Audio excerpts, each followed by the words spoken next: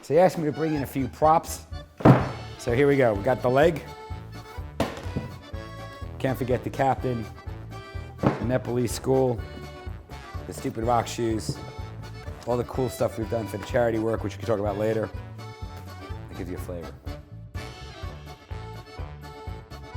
So to keep everything in perspective, because we have so much going on all the time, and one of the challenges I personally have is kind of being disciplined about it, is I write everything down. So people make fun of me for it, so I figure I might as well bring it in. It's kind of old school, and what you see here, it's a list of every single thing that I eat, every single thing I train. I've been keeping it every day, I think for about 8 or 9 years. Great food, ate really well, did fantastically, good lunch, good salad, good everything.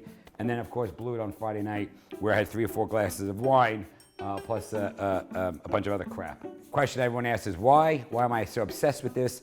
Well, I got a father who died early. I got a mom who's got dementia. So I'm kind of fighting that battle of that early stage concerns. This keeps me focused and better at kind of what I do, my day job. What you don't see here, well, a little small, is my Cinnamon Toast Crunch at night, which is really, really good when you're training so hard.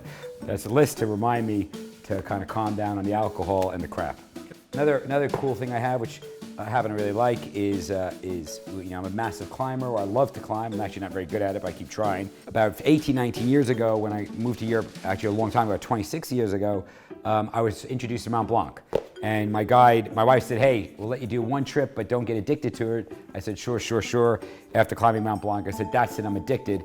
Well, I gotta get my kids to do it. So my youngest daughter did Kilimanjaro at 14. My second daughter did Everest Base Camp at 15 and did the Mont Blanc Massif. And these are actually the shoes that we took to Moab when we climbed the crack climbing in Utah. And that's why they got a hole in them. And I'm pleased to say we have an indoor climbing cave at Patron to kind of celebrate the fact that we like the outdoors and sports. Okay, here we go. So this is my friend Frank the Peg, or Lee Spencer's leg. He served for many, many years. In fact, he didn't lose his leg in combat. He lost his leg helping someone on the side of the road. He got hit by a car. He gave it to me because he rode across the Atlantic and beat the able-bodied record. I think he's got 4 world records to his credit.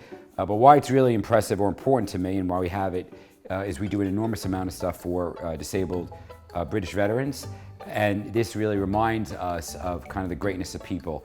When we talk about the captain, okay, so I always make fun of because I'm a bit of a Star Trek nut.